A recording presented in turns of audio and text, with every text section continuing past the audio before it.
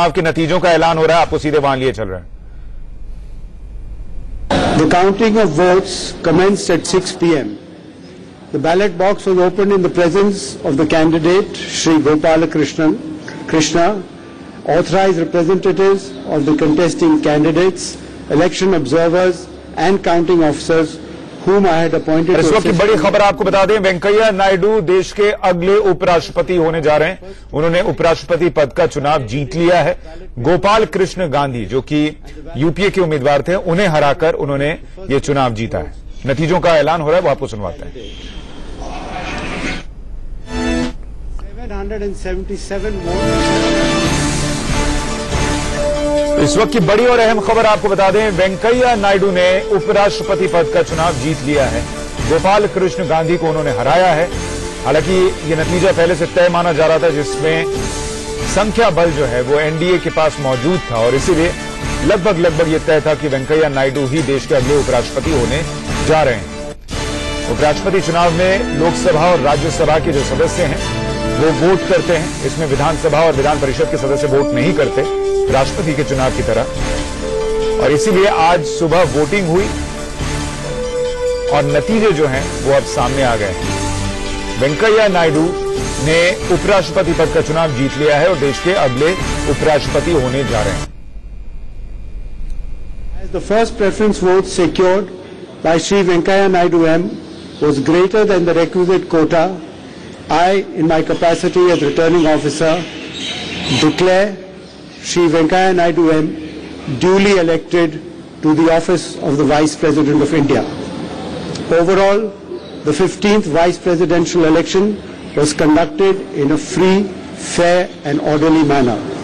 I would like to take this opportunity to thank the candidates and their authorized representatives for their cooperation, which facilitated early completion of the proceedings. Thank you. Namaskar. तो शमशेर के शरीफ जो कि announcement कर रहे थे नतीजे, तो कुल 760 मान्य वोट पड़े थे, जिसमें कि बताया जा रहा है कि वेंकैया नायडू के पक्ष में 500 से ज्यादा वोट गए हैं। पूरी जानकारी आपको थोड़ी देर में दे पाऊंगा, लेकिन इतना साफ है कि अच्छे खासे बहुमत से वो जीते। कुल 760 मान्य वोट पड़े थे, जैसा हम आपको बता रहे हैं, और वेंकैया नायडू को इसमें से 516 वोट मिले हैं, जो कि एक बड़ी संख्या है। 244 वोट जो है वो गोपाल कृष्ण गांधी के पक्ष में गए हैं। देश के 15वें उपराष्ट्रपति होने जा रहे हैं। संजय शर्मा हमारे सहयोगी ज्यादा जानकारी दे पाएंगे। संजय, घोषणा हो गई है, अगले उपराष्ट्रपति वेंकैया नायडू होने जा रहे हैं। किस तरीके से वोट मिले हैं, ये जरा बताइए। देखिए, आज जैसे ही चुनाव का मतदान की बात में जब जैसी मतगणना शुरू हुई, तो उसके बाद से कयास लग रहे थे कि वेंकैया नायडू क्लियर कट उपराष्ट्रपति बन रहे हैं, जबरदस्त लीड मिलेगी उनको।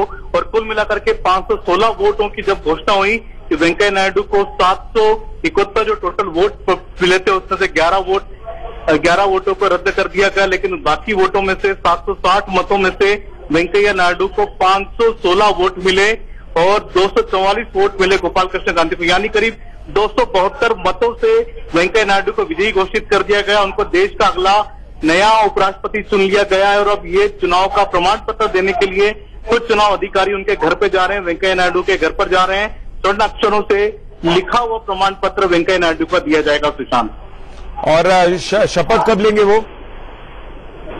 देखिए, जो हमारी जानकारी मिल रही है, कल वो सुबह 12 बजे निकल जाएंगे बेंगलोर के लिए।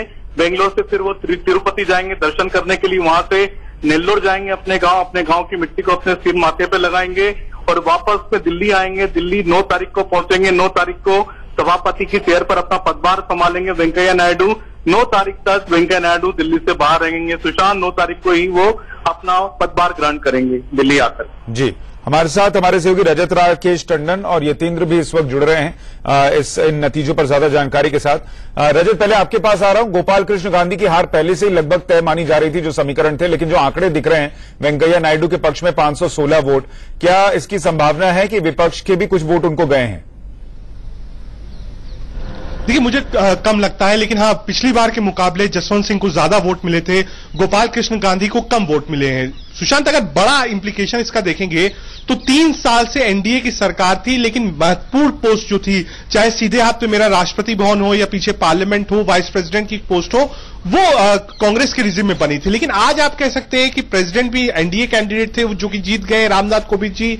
अब तक सिर्फ वाइस प्रेसिडेंट ऐसे थे जो कि यूपीए के दौर में नॉमिनेट हुए थे, आज वो भी नहीं रहे। तो आप कह सकते हैं कि जो अहम इंस्टीट्यूशंस हैं, कॉन्स्टिट्यूशनल बॉडीज हैं, उन सब जगह अब एनडीए के कैंडिडेट है। और बड़ी बात यह है कि राज्यसभा में भी भारतीय जनता पार्टी नंबर 1 की पार्टी बन गई, और आज वाइस प्रेसिडेंट की जीत के बाद भी एक आप कह सकते हैं कि एक नए इतिहास की तरफ बीजेपी है, और कांग्रेस को सोचना पड़ेगा कि आगे क्या करें। आज गोपाल कृष्ण गांधी हारे हैं, ये सब जानते थे, लेकिन आगे कांग्रेस क्या करेगी ये एक प्रश्न मार्क रहेगा। आज एक बड़ी जीत है एनडीए के लिए, वाइस प्रेसिडेंट का चुनाव जीता है। 18-19 राजनीतिक दलों का, विपक्ष के, जिन्होंने एनडीए के खिलाफ वोट दिया, और इस जो कैंडिडेट ज्वाइंट कैंडिडेट था, ये कांग्रेस का कैंडिडेट नहीं था, ये 17, 18, 19 राजनीतिक दलों विपक्ष का कैंडिडेट था, उसको वोट देने का प्रयास किया। इसके लिए मैं बहुत बहुत बधाई देता हूं।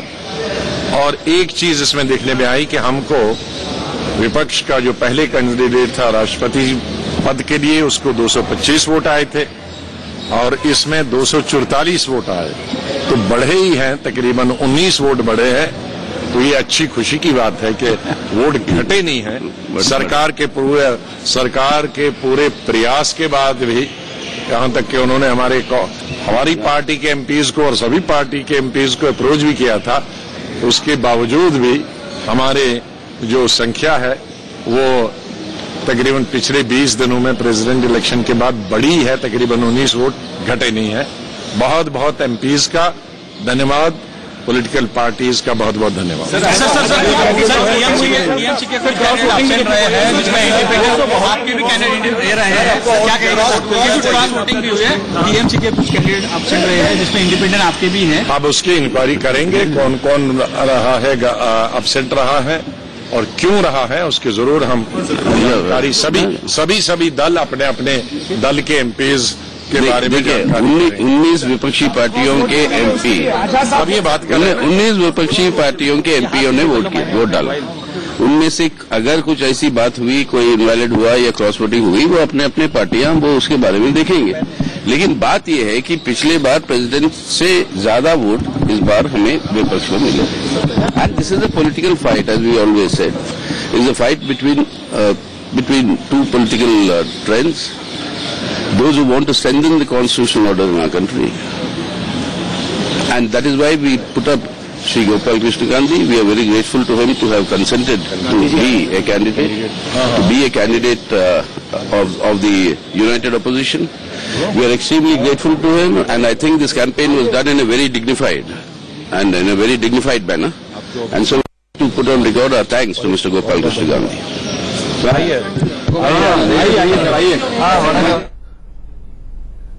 तो गुलाम नबी आजाद को और सीताराम येचुरी को आप सुन रहे थे, और दोनों ये बात कह रहे हैं कि राष्ट्रपति चुनाव के मुकाबले अगर आप बात कीजिए तो 19 वोट विपक्ष को ज्यादा मिले हैं। हमारे से भी यतेंद्र भी हमारे साथ हैं। गोपाल कृष्ण गांधी क्या पहले कुछ करें, वो सुन लें।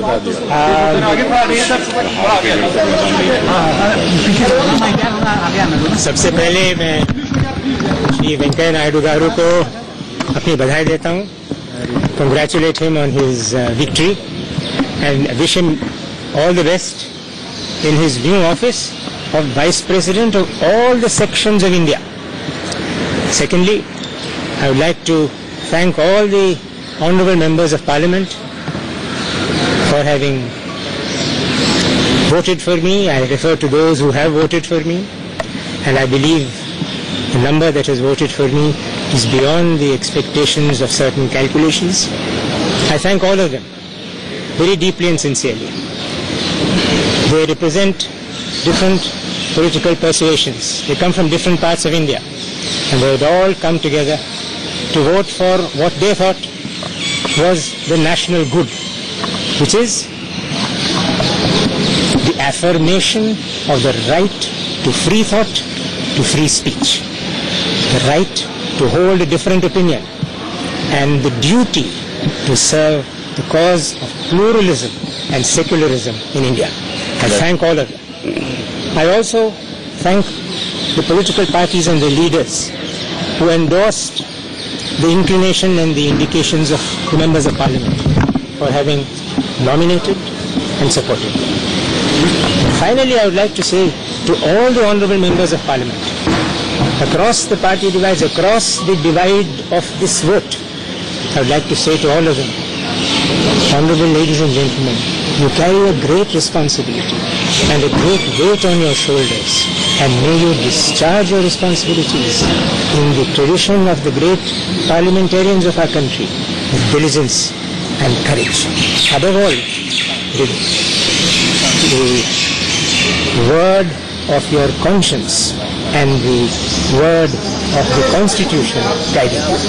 अंत में मैं एक और चीज कहकर आपसे विदा लेता हूँ, और वो ये है कि इस चुनाव में बहुत बड़ी दो विजय प्राप्त हुई। सबसे पहली स्पष्ट विजय वेंकैया नायडू गारू की, जिनको बहुमत मिला है और जो अब हमारे अगले उपराष्ट्रपति बने, और दूसरी विजय हमारे देश की उस जागरूकता को, हमारे उस देश की उत्सुकता, जिस उत्सुकता और जागरूकता से हमारे देश की स्वायत्त सोच, स्वतंत्र वाणी सुरक्षित रहती है। This is a victory of the ballot, it is also a victory of free speech, and the second victory belongs to all the people of India. Mr. Dr. Jitendra Singh, also, how do you see this victory, sir? 516 votes as compared to 244 for Mr. Gopal Krishna Gandhi. Outstanding. I think this is befitting of the aura, the stature, and the kind of goodwill and popularity that Shri Venkaiah Naidu ji enjoys across the country, east, west, north, south, northeast, and I think that is a pan-Indian personality now taking over the office of Vice President of India. We couldn't have had a better choice than that. Does it also give you expectations and hopes that this time around the upper house of the parliament will function smoothly with he becoming the chairperson? Certainly so, but let me also hasten to add over here that Shri Venkaiah Naidu ji is an extremely unassuming person, a very fair person.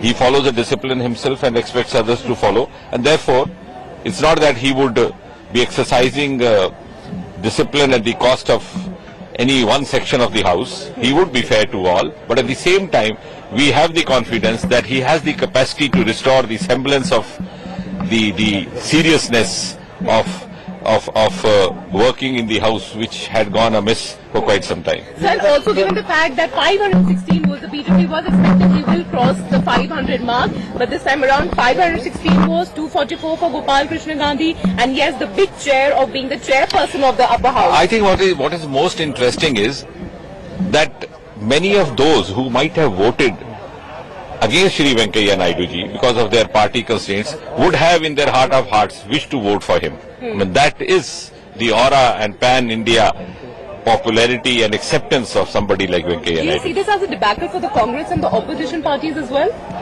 It's not a moment for me to comment on what other parties have done, but I think Indian politics is now taking a new turn. It is now entering into a phase where those seated in high offices will have to identify with the lowest of the lowest. We have somebody like that in the Rashtrapati Bhavan. We already have a Prime Minister's office, we have the BJP President, and we have now the Vice President of India. And I think this is the beginning of a new political culture, and each political party would be, in times to come, constrained to follow this culture. We have to come out of that feudalist mold where dynasties could predominate.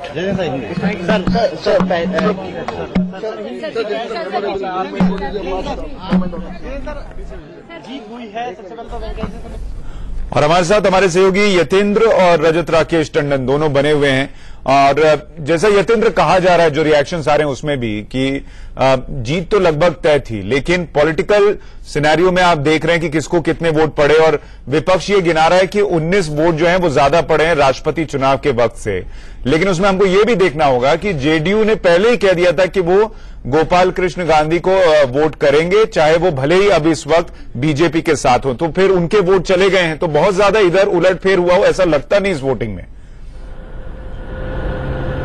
देखिए बिल्कुल सुशांत, बहुत ज्यादा उलटफेर नहीं हुआ है। 516 vote एक बड़ी संख्या मानी जाती है उपराष्ट्रपति पद के लिए, क्योंकि जो साउथ अगर की मैं बात करूं तो वहां पर AIADMK, YSR और जो TRS है उन सबने जो वेंकैया नायडू के नाम पर वोट दिया है, यानी कि संख्या वहां पर और 17 राज्यसभा सीटें उनकी राज्यसभा में थी, तो उन सबका वोट मिलने से 516 की गिनती पहुंची। वहीं उनसे भी आधे से कम यानी कि 244 वोट मिले हैं, तो एक जीत का अंतर समझा जा सकता है कि एनडीए के लिए कितना महत्वपूर्ण। और साथ शायद और दूसरी एक महत्वपूर्ण बात है कि संघ के जो चारों जो संवैधानिक पद होते हैं चार, वो उन पर चारों ही संघ विचारधारा के लोग बैठे। पहली बार ऐसा हुआ है कि चारों बड़ी पोस्ट पर संघ से लोग जुड़े हुए हैं। उपराष्ट्रपति पद की बात करूं तो संघ के स्वयंसेवक के तौर पर भैरव सिंह शेखावत इस उपराष्ट्रपति रह चुके हैं, लेकिन अब दूसरे ऐसे व्यक्ति हैं उपराष्ट्रपति पद पर वेंकैया नायडू, जो संघ की विचारधारा से हैं और उनके स्वयंसेवक हैं, शुरू से उनसे जुड़ रहे हैं। अब वो यहां पर होंगे। अब से कुछ देर बाद ही वेंकैया नायडू मीडिया से मुखातिब होंगे, अपना संबोधन वो देंगे, लेकिन ठीक 7:30 बजे प्रधानमंत्री नरेंद्र मोदी वहां पर पहुंचेंगे, उनको शुभकामनाएं देंगे। और जहां तक उनके पद संभालने की बात है तो 10 अगस्त तक हामिद अंसारी साहब का कार्यकाल है। 10 अगस्त के बाद यानी 11 अगस्त को शपथ ग्रहण समारोह उपराष्ट्रपति के तौर पर वेंकैया नायडू जी का होगा। जी बिल्कुल, यानी 11 अगस्त को वो पद संभाल लेंगे। और जैसा हमारे दोनों ही रिपोर्टर्स बार बार ये कह रहे हैं और हमने भी बार बार इसको दोहराया है कि ये पहला मौका होगा कि एनडीए के उम्मीदवार राष्ट्रपति के पद पे भी काबिज हैं, एनडीए के उम्मीदवार उपराष्ट्रपति के पद पे भी काबिज हैं। हालांकि ये बात मान के चलिए कि देश में उपराष्ट्रपति और राष्ट्रपति पॉलिटिकल लाइन से अलग होते हैं, ऊपर होते हैं, लेकिन अगर आप राजनीति को समझने की कोशिश कीजिएगा तो ये बात अहम हो जाती है कि तमाम संवैधानिक पदों पर, बड़े पदों पर अगर एनडीए के उम्मीदवार हैं और जो फिगर्स हैं लोकसभा में और अब राज्यसभा में भी बीजेपी सबसे बड़ी पार्टी हो गई है, तो उसके मायने जो हैं वो किस तरीके से अहम हो जाते हैं। रजत के पास चलते हैं। रजत, थोड़ा दर्शकों के लिए समझाइए कि ये 4 पद या 3 पद पे पीएम, राष्ट्रपति, उपराष्ट्रपति, स्पीकर एक तरीके से बीजेपी की हैं और फिर लोकसभा और राज्यसभा सब जगह नंबर में बीजेपी का ज्यादा लीड लेना, और आने वाले साल में तो एनडीए जो है वो राज्यसभा में सबसे बड़े गठबंधन के तौर पर हो जाएगा। ये पूरा परिदृश्य जो है वो कितना इंपैक्ट डालता है देश की राजनीति पर? देखिए सुशांत, आने वाले दिनों में नहीं होगा। एनडीए सबसे बड़ा दल बन चुका है। बीजेपी इस समय सबसे लार्जेस्ट पार्टी है। जब गोवा के चुनाव हुए थे, तेंदुलकर वहां से जीत के आए थे, वो राज्यसभा के बाद इस समय जो बीजेपी की गिनती है वो 58 पे पहुंच गई है। जेडीयू के मिलने के बाद सबसे बड़ा दल है। यानी अब तक जो एक एम्बैरेसमेंट रहता था पिछले 2 सालों में, कई ऐसे बड़े सिंगल लार्जेस्ट पार्टी है राज्यसभा में, लेकिन गठबंधन अभी भी जो है यूपीए के पास है कि गठबंधन के हिसाब से यूपीए का नंबर ज्यादा है। जब यूपी से भी राज्यसभा के मेंबर्स चुन के आ जाएंगे तब भले एनडीए जो है वो सबसे ज्यादा हो जाएगा। जी बिल्कुल, बीजेपी के पास इस समय 58 मेंबर्स हैं, 58 मेंबर्स हैं और कांग्रेस के पास 57। यानी आप मान सकते हैं नंबर 1 पार्टी इस वक्त राज्यसभा में बीजेपी है, लोकसभा में पहले से बहुमत है। तो आप कह सकते हैं जो कुछ कठिनाई होती थी, कई मनी बिल्स होते थे, कई बिल्स होते थे जिसमें दिक्कत आती थी, सरकार को बार बार ऑर्डिनेंस लाना पड़ता था, वो सब अब कुछ नहीं होगा। लुटियंस दिल्ली की बात करें तो इस दिल्ली में जो सबसे खूबसूरत इमारत है या प्रथम व्यक्ति है राष्ट्रपति के, वहां पर जो उम्मीदवार है वो एनडीए के उम्मीदवार है, वाइस प्रेसिडेंट एनडीए से आते हैं। तो आप कह सकते हैं एक फ्री फ्लोइंग होगी बीजेपी के लिए आगे काम करने के लिए, और मुश्किल होगी कांग्रेस के लिए, क्योंकि अब दोनों ही स्थिति में कांग्रेस के पास नंबर्स नहीं है राज्यसभा और लोकसभा में। लोकसभा में हमने कई बार ऐसा देखा कि बीजेपी जब भी बहस होती थी, कई बार ऐसा होता जब मौका नहीं मिलता था, कई बार शिकायतें होती थी तो वो कहते थे कि हम राज्यसभा में इसको उठाएंगे। कई बार ऐसी चीजें होती थी कि लोकसभा में कांग्रेस के नेता खड़े होकर कहते थे कि हाँ, अगर आप यहां नहीं मानेंगे तो हम राज्यसभा में मनवा देंगे। लेकिन अब ऐसा कोई डायलॉग नहीं दिया जाएगा। बड़ी बात देखने वाली ये होती है कि वेंकैया नायडू जो अब तक आईएनबी मिनिस्टर थे, अर्बन डेवलपमेंट मिनिस्टर थे, वो अपनी खुशमिजाजी के लिए जाने जाते थे, वो वन लाइनर्स कहते थे, कुछ हंसी मजाक करते रहते थे। अब उनका आचरण क्या रहेगा राज्यसभा में एज अ चेयरमैन, क्योंकि वाइस प्रेसिडेंट ही चेयरमैन होता है, क्या वो उतना ही मौका दोनों तरफ देते हैं? क्या वैसे ही खुशमिजाज राज्यसभा में होता है? हामिद अंसारी साहब थोड़े स्ट्रिक्ट रहते थे, बहुत ज्यादा हंसी मजाक नहीं होता था हामिद अंसारी। थोड़ा आप जानकारी दें, थोड़ा हम दर्शकों के लिए जानकारी देते हैं वेंकैया नायडू के बारे में। आंध्र प्रदेश से आने वाले वेंकैया नायडू ने संघ और एबीवीपी से राजनीतिक सफर की शुरुआत की और जनसंघ से सक्रिय राजनीति शुरू करने वाले वेंकैया ने बीजेपी के राष्ट्रीय अध्यक्ष और केंद्रीय मंत्री बनने तक का सफर तय किया। कहा जाता है कि बीजेपी में अध्यक्ष कोई भी रहा, वेंकैया सबके चहेते रहे।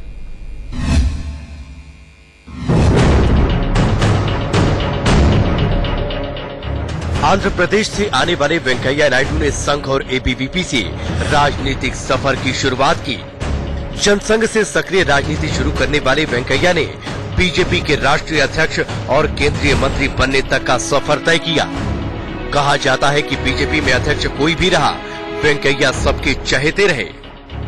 वेंकैया नायडू दक्षिण भारत से आने वाले ऐसे राजनेता हैं जिनकी हिंदी पर भी शानदार पकड़ है। सियासत की दुनिया में वेंकैया की वन लाइनर बेहद मशहूर है। वेंकैया का जन्म 1 जुलाई 1949 को आंध्र प्रदेश के नेल्लोर जिले के चावटपलेम के कम्मा परिवार में हुआ था।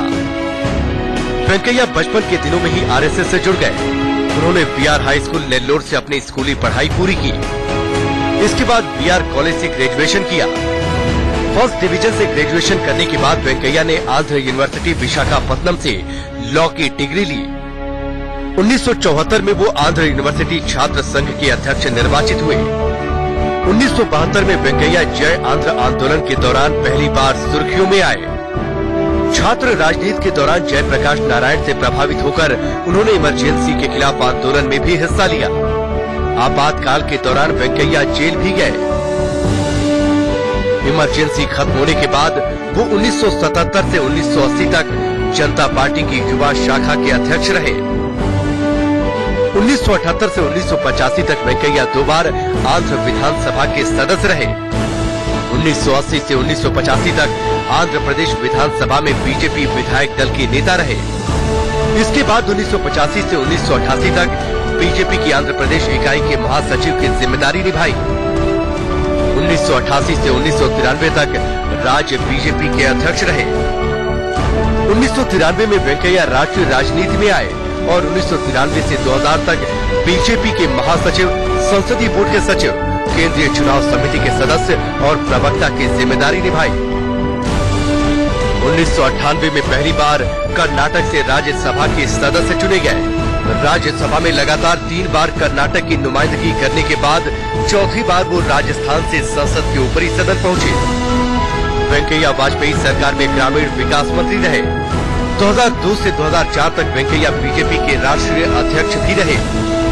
उपराष्ट्रपति उम्मीदवार घोषित होने से पहले उनके पास मोदी सरकार में शहरी विकास और सूचना प्रसारण जैसे मंत्रालयों की जिम्मेदारी थी। Bureau report, India.